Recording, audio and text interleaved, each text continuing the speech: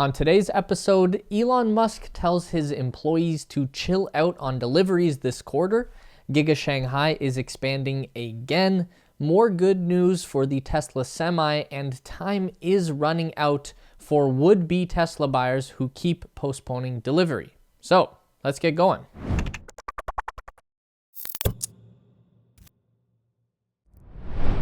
We've got another leaked email from Elon Musk to Tesla employees, and this one reveals a lot about how the company is finally transitioning to an established, sustainable business model when it comes to product deliveries.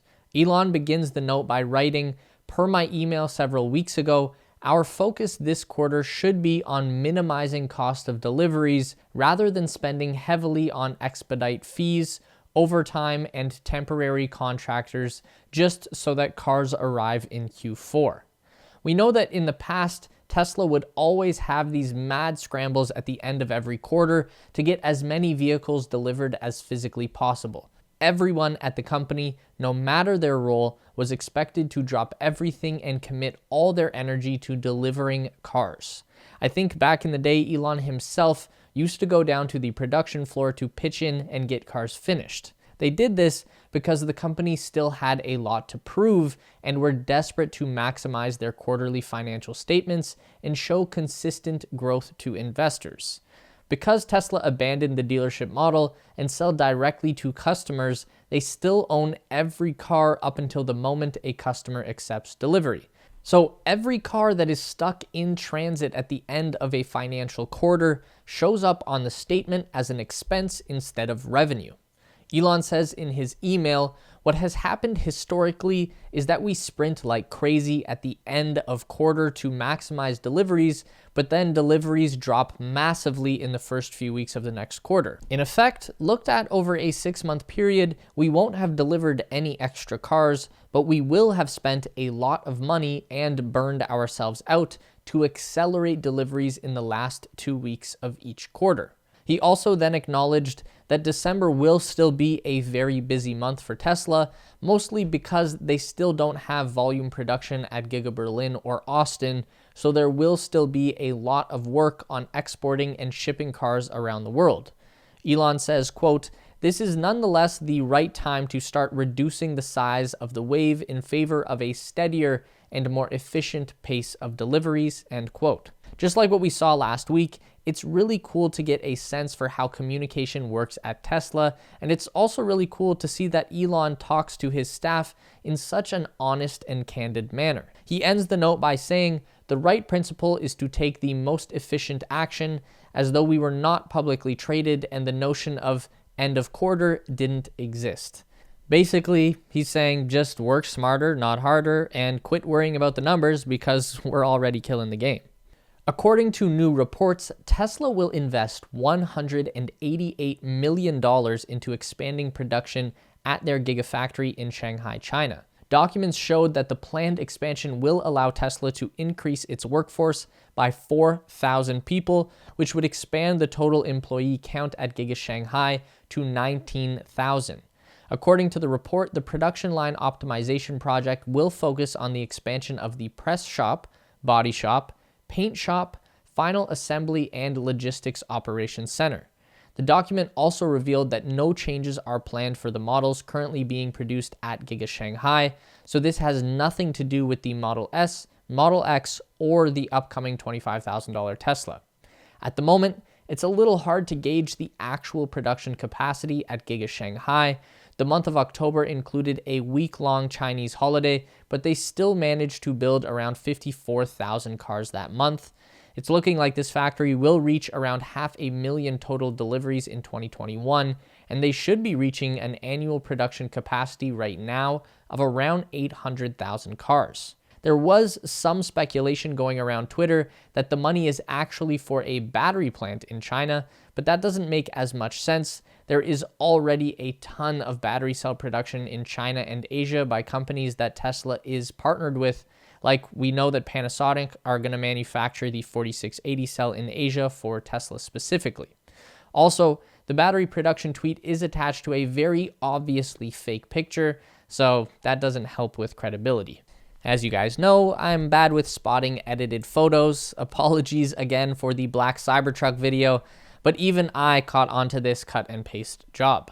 With this new round of investment and expansion, it's very likely that we will see Giga Shanghai become the first Tesla factory to reach a 1 million vehicle annual production capacity and probably exceed that by a large margin before too long. PepsiCo has received a permit to install a Tesla semi-mega charger station at its facility in Modesto, California, according to public documents. The electrical permit for the charging stations was actually applied for back in April, but wasn't issued until November 22nd. So construction of the charging station should be underway at least. As far as we know, this is the first of its kind outside of Tesla property. This is another big step forward in getting the Semi on the roads and delivering products. In October, we got the first pictures of Tesla installing a mega charger station at their Gigafactory in Nevada. That's the location where temporary low volume production of the Semi is happening until Giga Austin gets up and running. And a couple of weeks ago, we heard the CEO of Pepsi tell Jim Cramer that they expected to take delivery of the Tesla Semi in the fourth quarter of 2021. Elon did make sure to temper our expectations on the Pepsi deal.